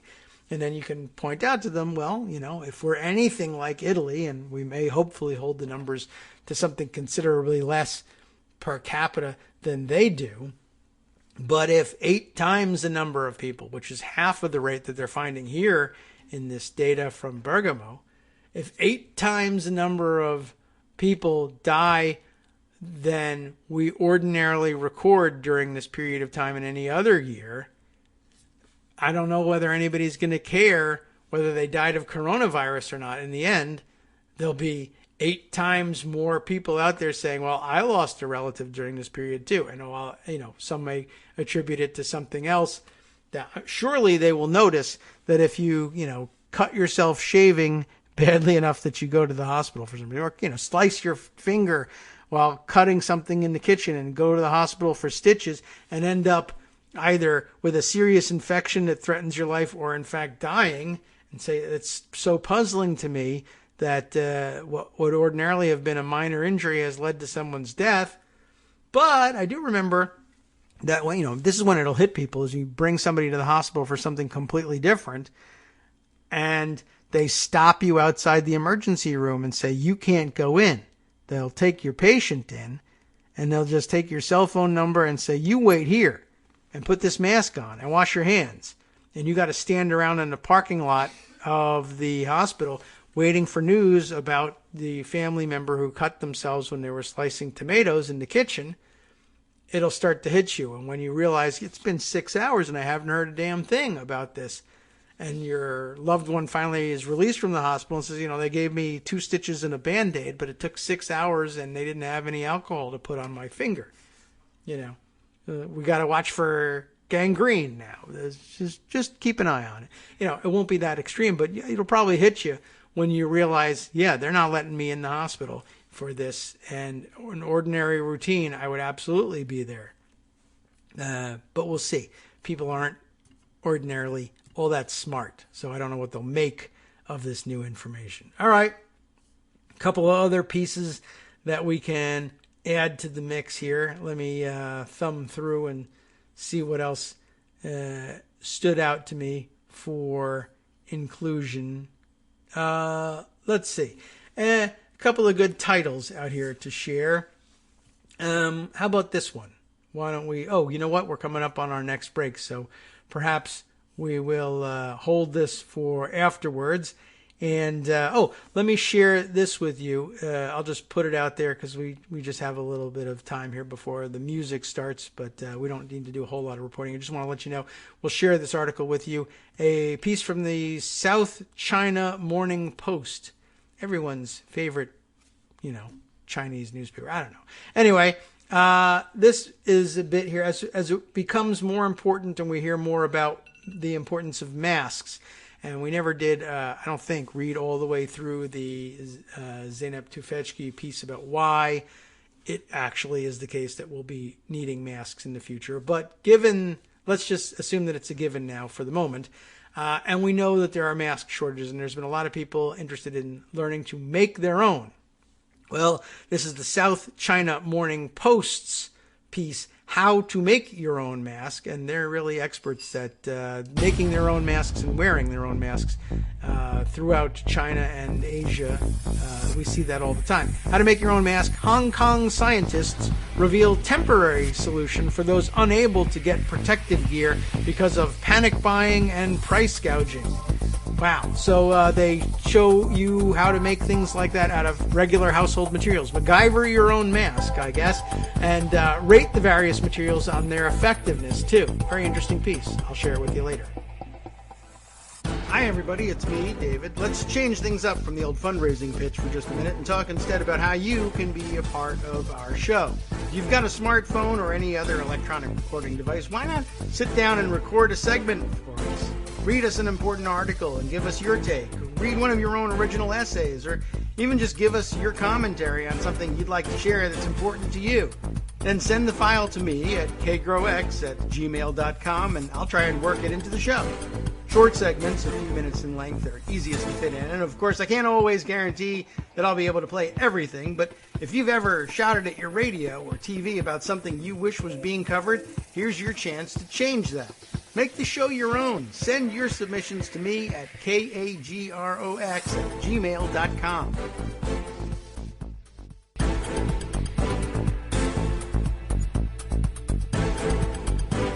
Welcome back now to the Kagro in the Morning Show here on Networks Radio. Again, I'll share with you the entirety of the piece in South China Morning Post, How to Make Your Own Protective Equipment. Is this the one that rated the various materials in terms of effectiveness? I don't think so. There was another one out there somewhere that said, this material is about 80% effective, this one about 50% effective. And remember, 50% is better than nothing if you can't get a hold of the right materials. But no, this isn't the one that rated those things. I'll see if we can come up with that one. But this is a nice step-by-step guide, including a video and a list of all the equipment you'll need and the various things that you can do. And you can even makes face shields as well. So basic equipment necessary to make temporary masks that I think they're saying are made from paper products.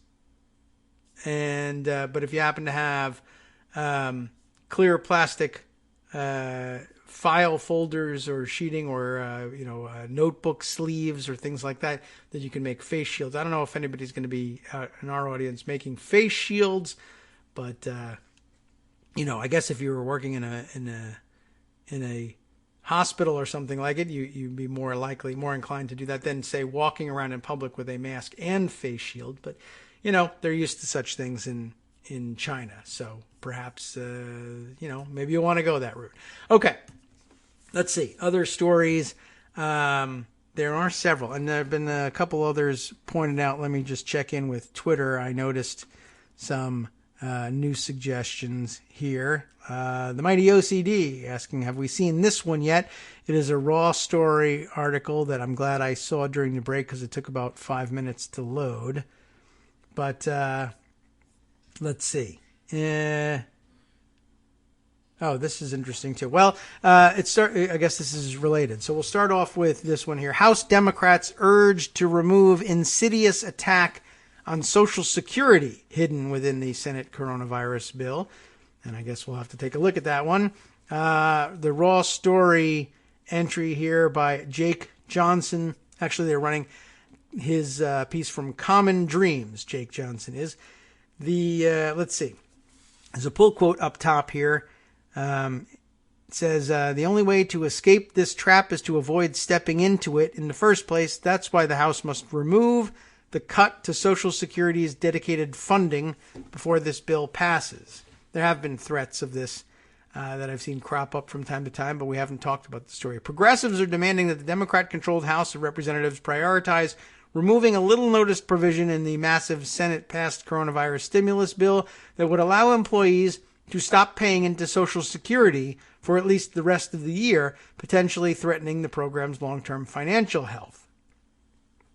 Section 2302 of the nearly 900-page legislation would let companies defer until next year their payment of the employer payroll tax, one of the primary funding mechanisms for Social Security. I know that Trump was floating payroll tax cuts early on in all of this. The bill would require that companies pay 50% of their owed 2020 payroll taxes by December 31st, 2021.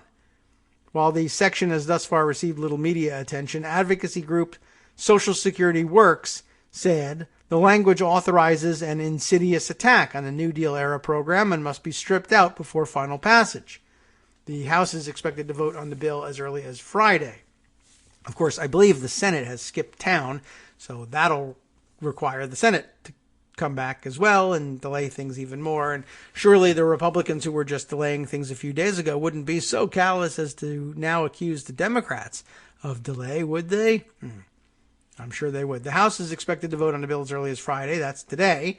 The Democrats are walking right into the trap. Michael Phelan, Deputy Director of Social Security Works, warned in an email Wednesday night ahead of the Senate vote.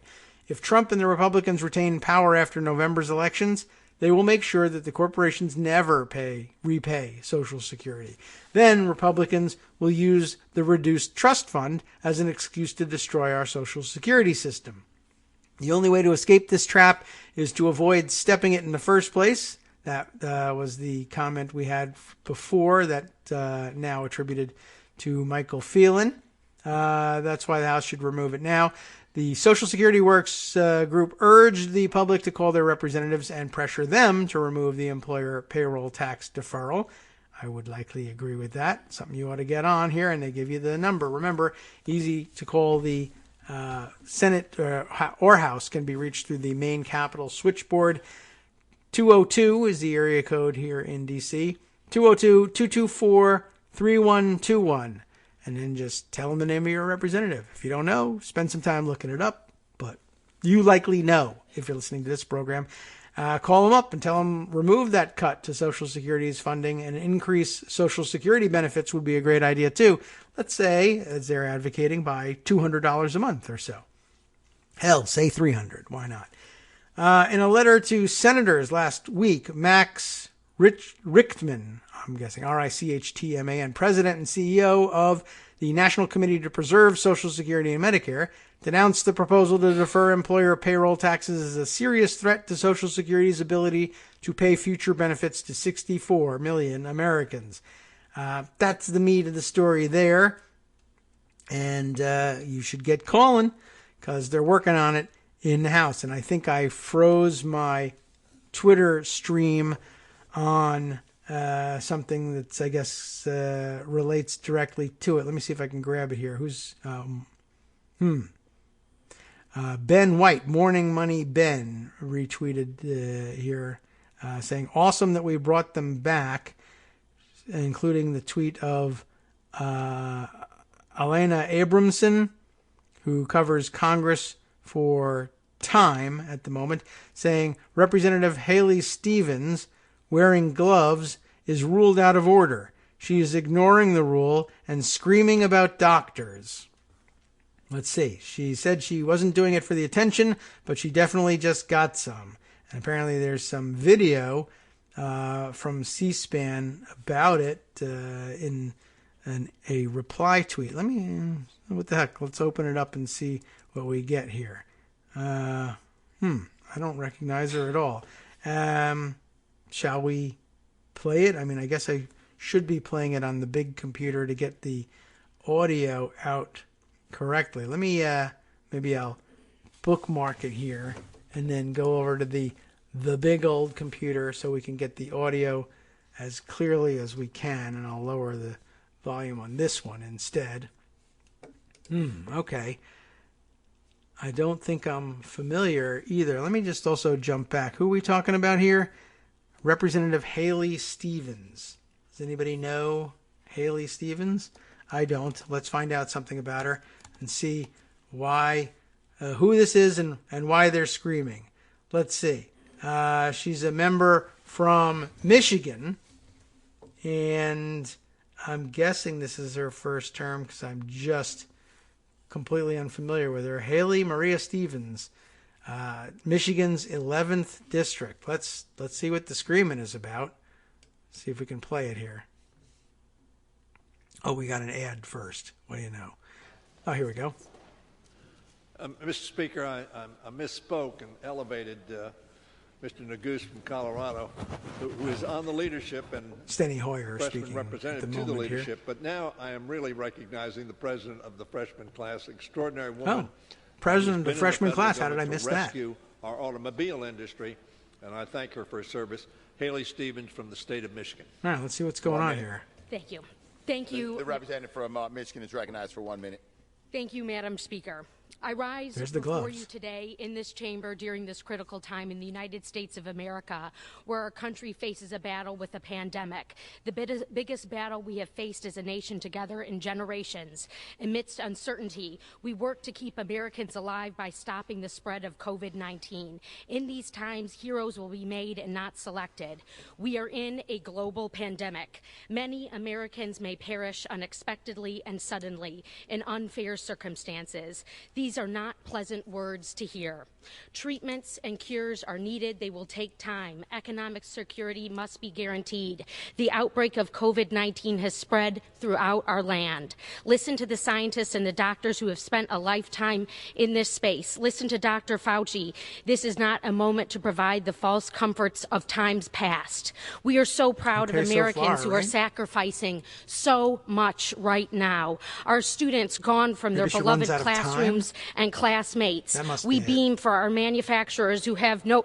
I request 30 more seconds because I rise before you adorning these... The gentleman from Maryland is recognized. Not for personal attention, but to encourage you to take gentleman, this disease seriously. I'm going to give you more time. Right now, to the families. The gentlelady will suspend. The gentleman from Maryland is recognized.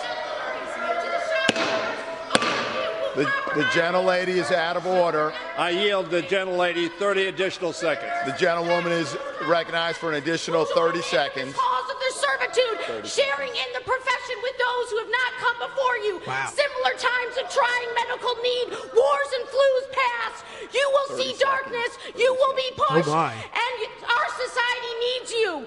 To stand together at this time, our country loves you. To our doctors and our nurses, I wear these latex The gentlelady's gloves time to has tell expired. every American The gentleman to from not Maryland be is afraid. reserved. The gentleman from Texas is recognized. The gentleman from Texas is now recognized. Yeah, she ran out of time, and that's basically The it. gentlelady from But Michigan holy is cow. out of order.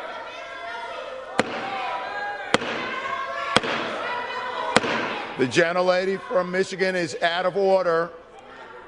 The Still gentlelady going. from Michigan is no longer recognized. The gentlelady Well, from Michigan is no she's longer recognized. Not just a backbencher or anything. President of the gentleman freshman from class. Texas is recognized. That's pretty interesting. Thank you, okay, ma'am. now they go over Mr. to the from Kevin Brady from Texas, and who cares about him? He's not interesting at all. So there you go. That's very interesting. She's got a lot to say, and the first part of her shouting was unnecessary because she asked for an additional 30 seconds to finish her speech, although she was never going to get through the rest of her speech in 30 seconds. And Hoyer was up there saying, "Yeah, I'll yield the gentlelady an additional 30 seconds." And she's shouting over him, and the acoustics on the floor are really actually pretty bad. We can hear things because they were microphones. The microphones are there, but he heard him saying, "Listen, if you be quiet for a second, I'm giving you more time, but I can't get recognized to give you more time until you stop." But she was just going, and it didn't matter in the end because she ran out on the 30 seconds as well, and she still had more to say, and she was clearly in the mode of, I have got to get this out, and it doesn't matter whether I'm, out of time or not. I'm going to just keep going and yell this stuff. I don't know whether that makes it into the congressional record or not. But, okay, well, that I don't know how that's going to play. But it was very interesting to listen to, and I think more time than I would ordinarily have given over to something like that. But that's what's going on now. They're working on that bill on the floor right now, and I guess passions are rising. We have another suggestion for a story here, as Karen has sent us this bit here. What do we do? I just opened up here about Andrew Cuomo. What do we got? Newsweek reporting Andrew Cuomo overtakes Bernie Sanders in odds to become Democratic candidate amid New York governor's pandemic response. Wow. That written up by Jason Lemon for Newsweek. I don't know if I would have anticipated it being reported that way, but I guess that stands to reason. There's been a lot of excitement, interestingly enough, about Andrew Cuomo because of the role he's playing. Although, quite frankly, I think what you may see, if they bother to poll such a thing, and I mean, I guess you got to take it somewhat seriously because this year's nuts, and I guess anything could happen. Although I'm sure the preference of the bulk of the party officialdom and even the rank and file will be, well, you know what? What we don't need now is any more surprises. So let's just stick with the plan as we saw it unfolding before coronavirus exploded, that being Joe Biden getting the nomination and being, and proceeding as normally. Although, again, the convention very clearly not likely to take place in the same fashion that we're used to seeing it. So who knows? I mean, anything could happen. And the last states haven't voted. There's no way to get Cuomo on the ballot or anything. I guess they're talking about what if either nobody arrives at the convention with a majority or circumstances change, or who knows, the candidates that we have now all get the coronavirus and are not up to the challenge of running. I have no idea what could happen between now and then. It could certainly happen to Andrew Cuomo as well. But I've seen a lot of people interested in him. And like I said, I guess that level of interest maybe registers differently because he's not a candidate. But if he really were, if he were to somehow jump in, that would change people's minds and feelings about it. I'm sure that there are a lot of people who are, well, most of the candidates are out now. So I don't know if anybody who's a Bernie Sanders supporter would likely change their minds in favor of Andrew Cuomo if he were a candidate. And I don't even know how many Bernie Sanders supporters approve of the job that Andrew Cuomo is doing as governor right now, because they remember many things from the past about which they, still disagree with him, though they may say he's doing fine on the coronavirus thing. But, my opinion of Andrew Cuomo overall hasn't changed. But I guess among supporters of other candidates, including Joe Biden, I suppose you could find that there are people saying, boy, he's really doing a great job. If only he were the nominee instead of Joe Biden, if you're a reluctant supporter of Joe Biden's. If you were an initial, early, enthusiastic Joe Biden supporter, probably not so much. But I think once, if Cuomo were to become considered a serious candidate at this point, I guess you'd find people saying, well, he's doing a great job as governor, but I didn't say I wanted him to be candidate. And you'll see his approval ratings come down a little bit. But this has nothing to do with approval ratings or polling or anything. This is betting odds, but it's still an interesting story, right? So betting odds have pushed New York Governor Andrew Cuomo ahead of Democratic presidential candidate Bernie Sanders of Vermont to be the party's nominee to take on President Donald Trump. I guess this had no effect on Biden's standing, but I guess it's an easy thing to overcome Bernie Sanders' standing, as it's looking increasingly unlikely that he would be the nominee anyway. So what does it take to pass him? Although Cuomo is not in the running for the Democratic nomination, more people are putting their money on the New York governor as he takes the lead on managing the coronavirus crisis in pandemics. What is the writing telling me here? As he takes the lead on managing the coronavirus crisis in pandemics U.S. epicenter. The pandemics U.S. epicenter, I guess. They missed the V. But former Vice President Joe Biden remains to be the clear favorite for the Democratic nomination. This is Newsweek. Clean it up. All right. Well, so it doesn't really mean that much, but it's a very interesting observation and fun and good for a show. And so thanks, Karen, for sending it along. And like I said, this year is crazy. And if something weird happens and people start considering him for real, and, whatever, miracle or a horror show, depending on how you view it, occurs, and he becomes the nominee, you can say, you heard it here first, but it would really mean not that I did anything. Karen heard it first and told us, and Karen only heard it from Newsweek, and Newsweek only heard it from the betting sites. So, whatever. I think that's really interesting and weird, and people bet on dumb things, but it was fun to add at the very least. Okay, there's more, and now we have less time to do any of it, but this was all interesting stuff. Another item I had open here. Let's see. I guess I thought this might be an interesting piece, and it's a lengthy one, and so we'll read a little bit about it, and then, again, you and the dogs and the wall can read it later on. The Atlantic, as they often do, an ambitious product, ambitious product and project, trying to figure out what the hell's going on in the world with coronavirus, and staking out an audacious position under the headline, How the Pandemic Will End. And I think we all want to know that. We'll find out whether Ed Yong can tell us.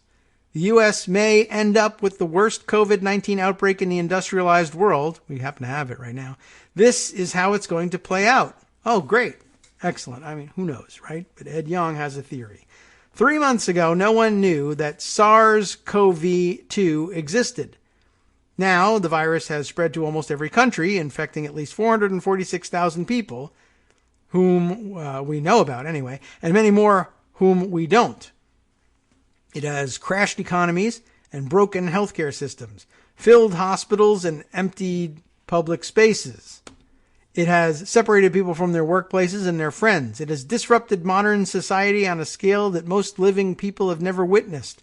Soon, most everyone in the United States will know someone who has been infected. Like World War II or the 9/11 attacks, this pandemic has already imprinted itself upon the nation's psyche. A global pandemic of this scale was inevitable. Not that Donald Trump cared, but whatever. In recent years, hundreds of health experts have written books, white papers, and op-eds warning of the possibility. Bill Gates has been telling anyone who would listen, including the 18 million viewers of his TED Talk. In 2018, I wrote a story for The Atlantic arguing that America was not ready for the pandemic that would eventually come. In October, the Johns Hopkins Center for Health Security wargamed what might happen if a new coronavirus swept the globe, and then one did. Hypotheticals became reality. What if became now what? So, now what? In the late hours of last Wednesday, which now feels like the distant past, I was talking about the pandemic with a pregnant friend who was days away from her due date. We realized that our child might be one of the first of a new cohort who are born into a society profoundly altered by COVID-19. We decided to call them, Generation C. Yeah, all right, well. As we'll see, Gen C's lives will be shaped by the choices made in the coming weeks and by the losses we will suffer as a result. But first, a brief reckoning. On the Global Health Security Index, a report card that grades every country on its pandemic preparedness, the United States has a score of 83.5, the world's highest. I guess that's what Trump was waving around, right? Rich, strong, developed. America is supposed to be the readiest of nations. That illusion has been shattered. Despite months of advance warning as the coronavirus spread to other countries, when America was finally tested by COVID-19, it failed. And how funny, tested, because none of us have been. No matter what, a virus like this one was going to test the resilience of even the most well-equipped health systems, says Nahid Badalia, an infectious diseases physician at the Boston University School of Medicine. More transmissible and fatal than seasonal influenza, the new coronavirus is also stealthier, spreading from one host to another for several days before triggering obvious symptoms. To contain such a pathogen, nations must develop a test and use it to identify infected people, isolate them, and trace those they've had contact with. That is what South Korea, Singapore, and Hong Kong did to tremendous effect. It is what the United States did not. As my colleagues Alexis Madrigal and Robinson Meyer have reported, the Centers for Disease Control developed and distributed a faulty test in February. Independent labs created alternatives, but were mired in bureaucracy from the FDA. In a crucial month when the American caseload shot into the tens of thousands, only hundreds of people were tested. That a biomedical powerhouse like the U.S. should so thoroughly fail to create a very simple diagnostic test was quite literally unimaginable. I'm not aware of any simulations that I or others have run where we considered a failure of testing, says Alexandra Phelan of Georgetown University, who works on legal and policy issues related to infectious diseases. The testing fiasco was the original sin of America's pandemic failure, the single flaw that undermined every other countermeasure. If the country could have accurately tracked the spread of the virus, hospitals could have executed their pandemic plans, girding themselves by allocating treatment rooms, ordering extra supplies, tagging in personnel, or assigning specific facilities to deal with COVID-19 cases. None of that happened. Instead, a healthcare system that already runs close to full capacity and that was already challenged by severe flu season was suddenly faced with a virus that had been left to spread untracked through communities around the country. Overstretched hospitals became overwhelmed. Basic protective equipment such as masks, gowns, and gloves began to run out. Beds will soon follow, as will the ventilators that provide oxygen to patients whose lungs are besieged by the virus. Unless you're Donald Trump, in which case he doesn't believe it. But he stares at eclipses, so what can I tell you? With little room to surge during a crisis, America's healthcare system operates on the assumption that unaffected states can help beleaguered ones in an emergency. That ethic works for localized disasters such as hurricanes or wildfires, but not for a pandemic that's now in all 50 states. Cooperation has given way to competition. Some worried hospitals have bought out large quantities of supplies in the way that panicked consumers have bought out toilet paper. Partly that's because the White House is a ghost town of scientific expertise. A pandemic preparedness office that was part of the National Security Council was dissolved in 2018. On January 28th, Luciana Borio, who was part of that team, urged the government to, quote, act now to prevent an American epidemic, and specifically to work with the private sector to develop fast, easy diagnostic tests. But with the office shuttered, those warnings were published in the Wall Street Journal rather than spoken into the president's ear. Instead of springing into action, America sat idle, like a fat can of lard in at Doral in a Trump National hat and ill-fitting white golf shirt photo I've circulated quite often. Rudderless, blindsided, lethargic, and uncoordinated. That's not Trump, but America has mishandled the COVID-19 crisis to a substantially worse degree than what every health expert I've spoken with has feared. Much worse, said Ron Klain, who coordinated the U.S. response to the West African Ebola outbreak in 2014. Beyond any expectations we had, said Lauren Sauer, who works on disaster preparedness at Johns Hopkins. As an American, I'm horrified, said Seth Berkley, who heads Gavi, the Vaccine Alliance. The U.S. may end up with the worst outbreak in the industrialized world. Well, wouldn't you want to find out what was going to happen next? Well, you can, except you'll have to find out on your own because we're nearly at the end of our time. But he's got some thinking here about the next couple of months and I guess long term as well. And then the end game, which occupies the second half of the article. It's rather long. Oh, and there's an aftermath part too, just sort of giving you the headers of the rest of the article, but no way for us to fit it in. But I'll provide it to you, and you'll have time to read it as you sit in your house doing nothing for the foreseeable future. Okay, that's about all we can fit in today. Is there anything else that I can quickly shout out and then pass on to you to read? Probably there is, but I got to scroll a little further back. Anything else we want to check out here?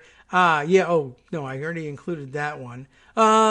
Let's see. No, I guess that's really about it. And here's a couple of other things. Maybe I got a Huffington Post piece, or HuffPost piece, as we now say. And I think this one may be the one about rating the different materials in terms of their effectiveness as makeshift masks. And so I'll include this one along with the others. And again, let's see, is this the one or not? I don't know, but it's another good one, another good guide on how to make these things.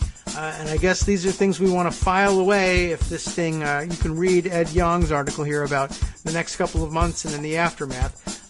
And I'll once again send around, I guess, Zeynep Tufekci's piece here about why masks will eventually become necessary. It's her biggest takeaway here is her thesis that we, too, are going to have to become a place where public mask wearing is a part of at least flu season life, as it is in many Asian countries. So I guess that's sort of the next stage of things, and we'll do our best to provide you with some information that might help you while away the weekend hours preparing for these things, whether it's this weekend or in the near or perhaps even distant future. Time now, though, to hand things over to the West Coast Cookbook and Speakeasy with Justice Putnam, who just had his happy-ish birthday yesterday. Hopefully he'll get a hand on some sushi in a safe way in the near future. What's he got on store for you? Trump's economic toady, Peter Navarro, yesterday tried to get away with his lies about COVID-19, but CNN's Breonna Keller wasn't having any of it. Let him tell you all about that and much more from around the country and around the world. From Daily Kos Radio on netrootsradio.com. You have been listening to the Kagro in the Morning Show with David Waldman. Familiar storylines from around the world. Australia now just introducing an enforced 2-week quarantine for returning citizens, and a false belief in Iran that a particular poison can cure coronavirus has killed hundreds. It has ended the coronavirus infection, but left them just as dead, unfortunately. Watch out for